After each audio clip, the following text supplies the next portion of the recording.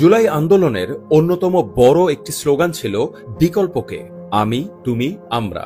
এই কথাটাই 2018 সালে বলেছিলেন মির্জা ফখরুল ইসলাম আলমগীর। বিশ্বাস করুন, আপনিই বাংলাদেশ, আমরাই সবাই। একটা দেশ কোন রাজনীতিবিদ বদলায় না, বদলায় তার মানুষ, সাধারণ জনগণ। বাংলাদেশের ইতিহাসের অন্যতম পরিশুদ্ধ মনের রাজনীতিবিদ মির্জা ফখরুলকে নিয়ে ভয়ঙ্কর অপপ্রচার চালাচ্ছে একটি চক্র।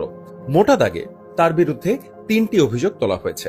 1, মির্জা ফখরুল ভারতের পক্ষের লোক। 2, মির্জা ফখরুল আওয়ামী লীগের পুনর্বাসন চান। 3, মির্জা ফখরুল নির্বাচন চান কিন্তু সংস্কার চান না। আওয়ামী লীগ বা ভারত নিয়ে মির্জা ফখরুলের যেসব কথাকে রং মাখানো হচ্ছে, সেই ধরনের কথা স্বয়ং প্রধান উপদেষ্টা এমনকি জামায়াতের আমিরও বলেছেন। ডক্টর ইউনূস বলেছেন ভারতের সাথে তিনি সম্পর্ক এগিয়ে নিতে চান।